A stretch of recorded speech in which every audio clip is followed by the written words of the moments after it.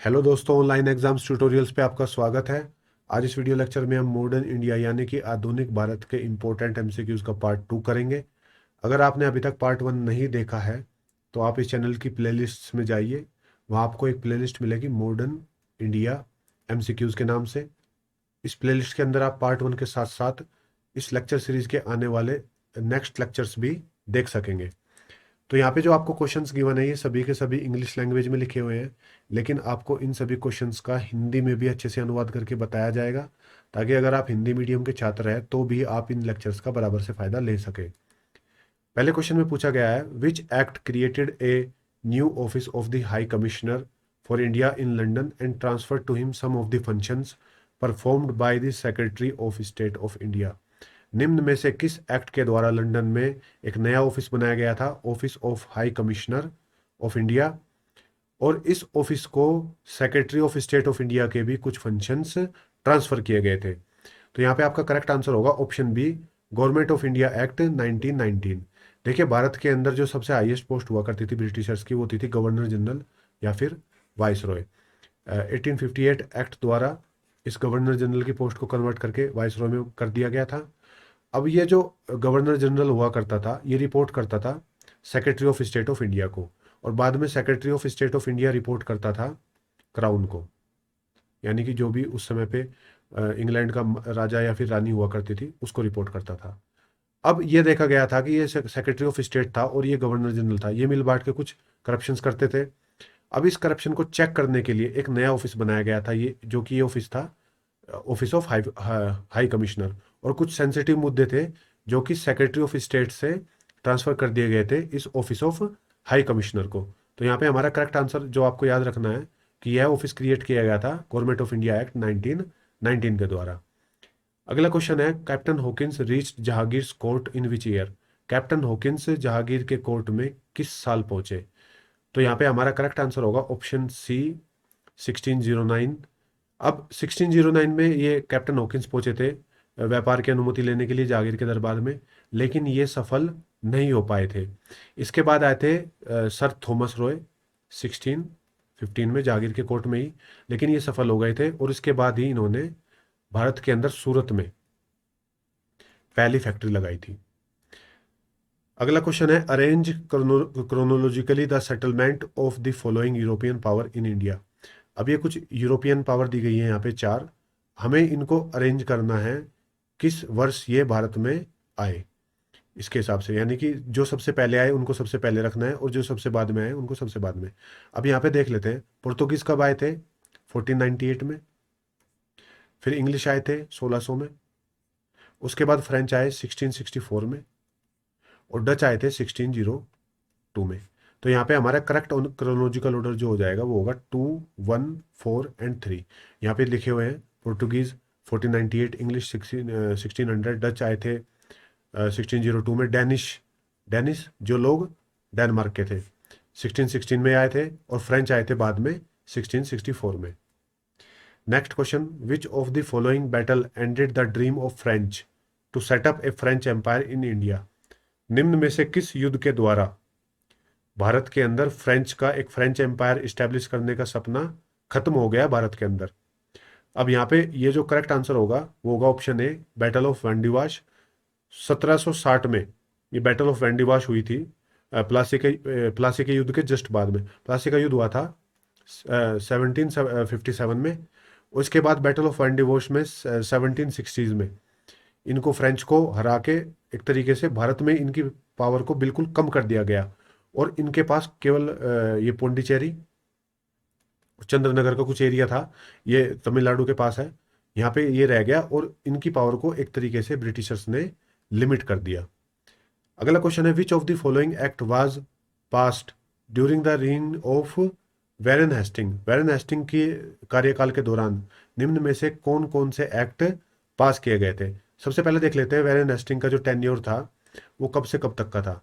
तो इनका जो टेन्योर था, यहाँ पे ये गलत लिखा है, इनका टेन्योर था 1772 से लेके 1785 तक। अब इनके दौरान जो जो एक्ट पास हुए होंगे तो आप देख सकते हैं, रेगुलेटिंग एक्ट ऑफ 1773 हुआ होगा, क्योंकि इनका कार्यकाल था 1772 से लेके 1785 तक। ये 81 वाला भी हुआ होगा और 84 वाला भी होगा। लेकिन ये चार्टर एक्ट ऑफ 1813 है, ये इनके कार्यकाल के दौरान नहीं हुआ होगा। तो यहाँ पे हमारा करेक्ट आंसर होगा ऑप्शन सी 1, 2 एंड 3। अगला question, which Lord Cornwallis sent an instruction to whom of the following English resident of Poona to approach Peshwas to fight against Tipu Sultan. Tipu Sultan के खिलाफ लड़ने के लिए लॉर्ड कॉर्नवालिस ने किस ब्रिटिश रेजिडेंट को भेजा था पेशवाज के पास, ताकि वो ब्रिटिश एम्पायर के साथ लड़े टीपू सुल्तान के खिलाफ। तो यहाँ पे हमारा करेक्ट आंसर होगा ऑप्शन ए मैलेट। मैलेट ये रहते थे पूना में। अब लॉर्ड कॉर्नवालिस ने इनको भेजा था मराठाओं के पास, ताकि वो एक संधि, एक पैक्ट साइन कर ले और टीपू सुल्तान के खिलाफ युद्ध में अंग्रेजों की मदद करें। अगला question, which among the following public service reform of Lord Cornwallis is true. निम्न में से पब्लिक सर्विस के अंदर कौन कौन से रिफॉर्म जो है लॉर्ड कॉर्नवालिस के जो संबंधित है और यहाँ पे ट्रू लिखे हुए हैं, सत्य लिखे हुए हैं। तो यहाँ पे पहला ऑप्शन है, he reduce the number of the officer of the company. उन्होंने कंपनी के ऑफिसर्स की संख्या कम कर दी। He hiked the salary of the officers. उन्होंने ऑफिसर्स की सैलरी बढ़ाई। Private trade was strictly prohibited. Private trade को उन्होंने एक तरीके से पूर्णतः रिस्ट्रिक्ट कर दिया था। He gave the high rank post to the Indians. Indians को उन्होंने हाई रैंक पोस्ट दी थी। तो यहाँ पे हमारा करेक्ट आंसर होगा ऑप्शन सी 1, 2 एंड 3। ये तीनों चीज इन्होंने यहाँ पे की थी। उन्होंने ऑफिसर्स की संख्या घटाई थी, उनकी सैलरी हाई की थी, प्राइवेट ट्रेड को उन्होंने रिस्ट्रिक्ट किया था, लेकिन इंडियंस को उन्होंने हाई पोस्ट पे अपॉइंट नहीं किया था। तो यहाँ पे हमारा करेक्ट आंसर होगा ऑप्शन सी 1, 2 एंड 3। अगला क्वेश्चन है, which of the following was the sources of revenue of the Maratha empire.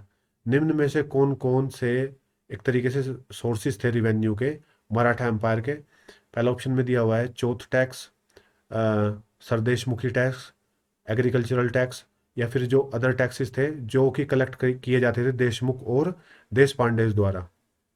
तो यहाँ पे हमारा करेक्ट आंसर होगा ऑप्शन डी 1, 2, 3, 4। ये सभी के सभी ऑप्शन हमारे यहाँ पे करेक्ट है। चौथ टैक्स भी वो कलेक्ट करते थे, सरदेशमुखी भी कलेक्ट करते थे, एग्रीकल्चर के ऊपर भी टैक्स लगाते थे, और इसके अलावा भी बहुत अलग अलग से बहुत सारे अलग अलग टैक्सेस थे जो कि देशमुख और देश पांडे कलेक्ट करते थे। अगला क्वेश्चन है, how the recruitment of army was conducted during the time of Ranjit Singh. Ranjit Singh के कार्यकाल के दौरान जब वो राजा थे तो किस तरीके से आर्मी का रिक्रूटमेंट होता था।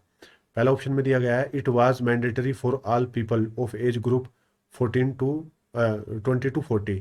20 से 40 साल के सभी लोगों के लिए मैंडेटरी था आर्मी में अपनी सर्विस देना। दूसरा है, mainly आर्मीज were chosen by conducting horse racing. Horse racing कराई जाती थी और जो जीतता था उसको आर्मी में के अंदर सेलेक्ट कर लिया जाता था। Joining army was totally voluntary in nature, या फिर आर्मी ज्वाइन करना पूरी पूरी तरीके से वॉलेंटरी, यानी कि आदमी के खुद के ऊपर था, उसको कोई भी किसी भी तरीके से फोर्स नहीं किया जाता था। या फिर government had the power to select anyone in the army forcefully, या फिर गवर्नमेंट के पास पावर थी कि वो किसी भी प्रकार से किसी भी व्यक्ति जिसको भी वो चाहे आर्मी के अंदर उसको रिक्रूट कर सकती है। तो यहाँ पे हमारा करेक्ट आंसर होगा ऑप्शन सी कि आर्मी ज्वाइन करना उस समय टोटली वॉलंटरी था, यानी आदमी अपनी मर्जी से ही अगर कोई अप्लाई करना चाहता है आर्मी के लिए वो ही आर्मी के अंदर जा सकता था, कोई भी जोर जबरदस्ती नहीं थी। अब देखिए ये चीज़ बिल्कुल सिंपल है, इस चीज़ का कोई भी कहीं पे आप जिक्र नहीं सुनेंगे मॉडर्न हिस्ट्री में, लेकिन ये सभी इस तरीके के जो क्वेश्चन बनते हैं ये सभी आपको कंफ्यूज करने के लिए बनते हैं कि कोई नई नई सी बात, अगर आपने ये चीज़ नहीं पढ़ी होगी कभी अच्छे तरीके से तो आपके दिमाग में ये सब चीज़ें आ सकती हैं कि क्या पता ऐसा कुछ हो कि आर्मी सर्विस कंपलसरी हो 20 से 40 लोग 40 साल के लोगों के बीच में, या फिर उस समय गवर्नमेंट को क्या पता ऐसी ज़रूरत पड़ गई हो कि उनको फोर्सफुली लोगों को सिलेक्ट करना पड़ गया हो। लेकिन यहाँ पे सिंपल सिंपल ये था कि कोई भी फोर्स नहीं थी, जो भी आर्मी में आना चाहता है वो वॉलंटरी आ सकता है। तो ये सभी क्वेश्चन आपको कंफ्यूज करने के लिए होते हैं। अगला क्वेश्चन है, Mangal Pandey was the sepoy of which of the following infantry of Bengal. देखिए मंगल पांडे जिन्होंने ब्रिटिश ऑफिसर्स की हत्या कर दी थी, 2 ब्रिटिश ऑफिसर्स की, और ये इन्हीं के इसी इसी इंसिडेंट के बाद जब इन्होंने ये ब्रिटिश ऑफिसर्स की हत्या कर दी थी 1857 की क्रांति शुरू हो गई थी मेरठ से। तो यहाँ पे पूछा गया है कि ये जो मंगल पांडे थे ये किस बटालियन से या फिर नेटिव इन्फेंट्री से बिलोंग करते थे। तो ये बिलोंग करते थे 34th नेटिव इन्फेंट्री बरकपुर से। बरकपुर है बंगाल के अंदर। अगला क्वेश्चन है, Lord Mayo founded the Mayo college in which of the following place in India.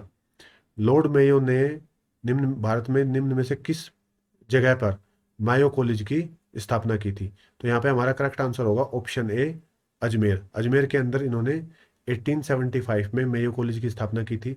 अब यहाँ पे एक फैक्ट और है कि लॉर्ड मेयो एकमात्र गवर्नर जनरल थे भारत के जिनकी हत्या इनके कार्यकाल के दौरान भारत में हुई।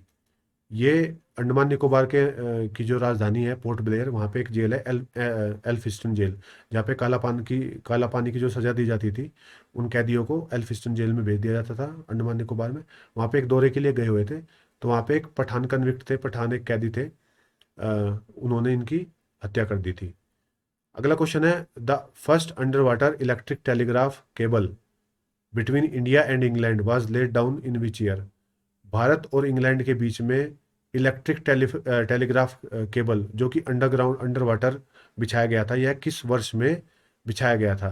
तो यहाँ पे आपका जो करेक्ट आंसर होगा वो होगा ऑप्शन डी, 1870 में। 1870 में ये किया गया था, और उस समय गवर्नर जनरल जो थे वो थे वाइस रॉय जो थे लॉर्ड मेयो, क्योंकि 1858 के बाद गवर्नर जनरल को कन्वर्ट कर दिया गया था वाइस रॉय में, तो लॉर्ड मेयो जो थे वो वाइस रॉय थे।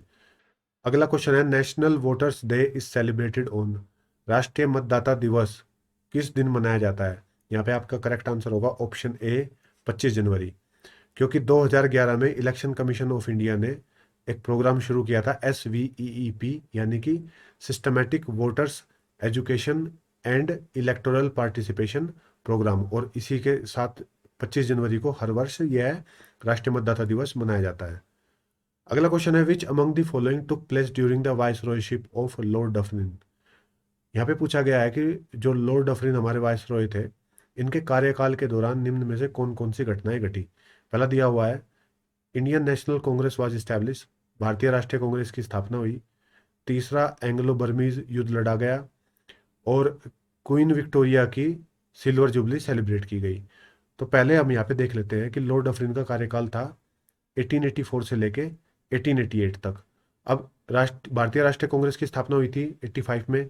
तीसरा एंग्लो बर्मीज युद्ध जो लड़ा गया था वो भी 1885 में ही लड़ा गया था, और क्वीन विक्टोरिया की जो सिल्वर जुबली मनाई गई थी वो भी 1887 के अंदर मनाई गई थी। तो यहाँ पे ये तीनों के तीनों इवेंट जो हैं 1884 और 88 के बीच में आते हैं। तो यहाँ पे हमारा करेक्ट आंसर होगा ऑप्शन डी, 1, 2 एंड 3। तीनों के तीनों इवेंट लॉर्ड डफरिन की वाइसरॉयशिप के दौरान हुए थे। अगला क्वेश्चन है, why did Congress refuse to join the interim government at first. देखिए, एक अस्थायी सरकार बनाई गई थी आज़ादी से पहले 1946 में। हमारे देश को आज़ादी मिली 1947 में, तो इससे एक साल पहले ये अस्थायी यानी कि इंटरिम गवर्नमेंट बनाई गई थी, और इसको ज्वाइन करने से भारतीय राष्ट्रीय कांग्रेस यानी कि सिंपल कांग्रेस भी बोल देते हैं, इसने मना कर दिया था। अब इसका कारण क्या था। तो यहाँ पे हमारा करेक्ट आंसर होगा option B, presence of communal representation. यहाँ पे एक तरीके से सांप्रदायिक रिप्रेजेंटेशन थी, क्योंकि मुस्लिम लीग ने कहा था कि बराबर के हमारे मेंबर होने चाहिए इस अस्थायी सरकार के अंदर, जो कि मुस्लिम्स होने चाहिए। अब कांग्रेस ने यहाँ पे बोला कि मुस्लिम्स तो इंडियन नेशनल कांग्रेस से भी इलेक्ट होके आएंगे। जैसे कि आप देखेंगे हमारे जो पहले शिक्षा मंत्री हुए थे अ, अबुल कलाम आज़ाद, तो ये भी मुस्लिम थे, लेकिन मुस्लिम लीग एक तरीके से कम्युनल एलिमेंट को लेकर यहाँ पे आ रही थी, जिसका इंडियन नेशनल कांग्रेस विरोध कर रही थी कि केवल मुसलमानों को रिप्रेजेंट करना मुस्लिम लीग का ही एक तरीके से रेस्पॉन्सिबिलिटी नहीं है। इंडियन नेशनल कांग्रेस भी मुस्लिम्स को रिप्रेजेंट कर रही है, तो इस वजह से इंडियन नेशनल कांग्रेस ने इंटरिम गवर्नमेंट में पार्टिसिपेट करने से मना कर दिया था। अब ये जो इंटरिम गवर्नमेंट बनी थी, ये बनी थी कैबिनेट मिशन, जो कि 1946 में भारत में आया था, इसकी रिकमेंडेशन पे। इसके 3 मेंबर थे, ये भी आपको याद रखने हैं, ये भी कई बार एमसीक्यूज में पूछ लिए जाते हैं। 3 मेंबर कौन कौन थे। लॉर्ड पैट्रिक लॉरेंस, जो कि थे secretary of state of India उस समय पे। सर स्टैफर्ड क्रिप्स, जो कि president of board of trade थे, और इससे पहले 1942 में क्रिप्स मिशन आया था, तो उस समय पे भी ये स्टेफन क्रिप्स भारत में आए थे। इसके बाद तीसरे हैं एवी अलेक्जेंडर, जो कि थे फर्स्ट लॉर्ड ऑफ एडमराल्टी। अगला क्वेश्चन है, arrange the following event chronologically. ये जो 4 इवेंट दिए गए हैं इनको हमें क्रोनोलॉजिकल ऑर्डर में लगाना है। तो अब देख लेते हैं ये इवेंट कब कब घटे। Partition of the partition plan was put forth by Lord Mountbatten on 3 June. जो कि पार्टीशन का जो प्लान था वो लॉर्ड माउंटबेटन कब लेके आए थे, 3 जून 1947 को। इंडियन इंडिपेंडेंस का जो बिल पेश किया गया था वो किया गया था 4 जुलाई 1947 में। और इंडियन इंडिपेंडेंस बिल को रॉयल यानी कि क्राउन की एसेंट सहमति प्राप्त हुई थी 18 जुलाई 1947 को। और ये जो फोर्स में आया था, ये इंडियन इंडिपेंडेंस बिल, ये फोर्स में आया था 15 अगस्त 1947, जिस दिन हमारा देश आज़ाद हुआ था। तो यहाँ पे हमारा करेक्ट क्रोनोलॉजिकल ऑर्डर बनता है ऑप्शन बी, 1, 2, 3 एंड 4। अगला question, in which of the following session of Indian National Congress Dadabhai Naoroji unfurled the flag of swaraj for India. निम्न में से कौन से भारतीय राष्ट्रीय कांग्रेस के सेशन में दादा भाई नौरोजी ने स्वराज का झंडा फहराया था? तो यहाँ पे हमारा करेक्ट आंसर होगा ऑप्शन बी, 1906 के कलकत्ता सेशन में। अगला क्वेश्चन है, the extremists of Indian National Congress wanted the 1907 1907 का session to be held in which of the following places. देखिए भारतीय राष्ट्रीय कांग्रेस यानी कि इंडियन नेशनल कांग्रेस के अंदर 1907 के अंदर एक फूट पड़ गई थी, जिसको हम सूरत स्प्लिट के नाम से जानते हैं। अब इस सेशन के दौरान कांग्रेस दो भागों में बट गई थी, एक एक्सट्रीमिस्ट्स और एक मॉडरेट्स। मॉडरेट्स यानी कि नरम दल, एक्सट्रीमिस्ट यानी कि गरम दल। अब ये जो एक्सट्रीमिस्ट चाहते थे वो ये चाहते थे कि ये जो सेशन हो 1909 1907 का, ये हो नागपुर के अंदर। लेकिन बाद में ये जो मॉडरेट्स थे, जो नरम दल वाले थे, ये चाहते थे कि ये सेशन हो सूरत के अंदर। तो यहाँ पे यही पूछा गया कि एक्सट्रीमिस्ट कहाँ पे चाहते थे, तो नागपुर में ये चाहते थे। और हुआ कहाँ पे था ये 1907 का सेशन, ये हुआ था सूरत के अंदर। एक चीज और थी कि ये जो एक्सट्रीमिस्ट थे ये चाहते थे कि इस सेशन की जो मतलब अगुवाई करे वो करे बाल गंगाधर तिलक। लेकिन ये जो मॉडरेट्स थे ये चाहते थे कि इस सेशन की अगुवाई रास बिहारी घोष करे। और बाद में रास बिहारी घोष ने ही इस सेशन की अगुवाई की थी। इस साल ये ही इंडियन नेशनल कांग्रेस के प्रेसिडेंट बने थे। अगला क्वेश्चन है, Gandhi ji raise the slogan do or die during the time of which of the following movement. Gandhi ji ने डू और डाई का स्लोगन किस मूवमेंट के दौरान दिया था? करो या मरो का नारा महात्मा गांधी जी ने किस आंदोलन के दौरान दिया था? तो यहाँ पे हमारा करेक्ट आंसर होगा ऑप्शन डी, क्विट इंडिया यानी कि भारत छोड़ो आंदोलन के दौरान। 1942 में ये लॉन्च किया गया था भारत छोड़ो आंदोलन। और 1942 में ही क्रिप्स मिशन भारत में आया था। और क्रिप्स मिशन जैसे ही फेल हो गया था उसके तुरंत बाद गांधी जी ने इस क्विट इंडिया मूवमेंट को शुरू किया था। अगला क्वेश्चन है, Gopal Krishna Gokhale regarded whom as his guru. देखिए गांधी जी जो थे ये अपना पॉलिटिकल गुरु मानते थे गोपाल कृष्ण गोखले को। लेकिन यहाँ पे पूछा है कि गोपाल कृष्ण गोखले किसको अपना पॉलिटिकल गुरु मानते थे? तो यहाँ पे हमारा करेक्ट आंसर होगा option B, Mahadev Govind Ranade. Option B हमारा यहाँ पे करेक्ट आंसर होगा। और ये चीज भी आपको याद रखनी है कि महात्मा गांधी किसको अपना पॉलिटिकल गुरु मानते थे? तो महात्मा गांधी मानते थे गोपाल कृष्ण गोखले को। अगला क्वेश्चन है, which independence day by first independence day by Indian National Congress was celebrated on which date. पहला इंडिपेंडेंस डे भारतीय राष्ट्रीय कांग्रेस द्वारा किस तारीख को मनाया गया था?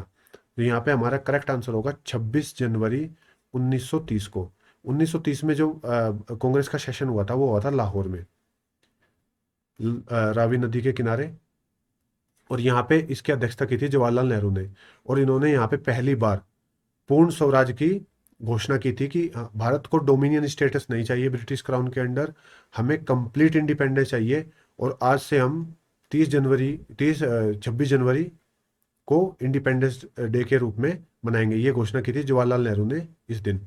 अब आपने एक फैक्ट और पढ़ा होगा कि हमारा देश आज़ाद हुआ था 15 अगस्त 1947 को।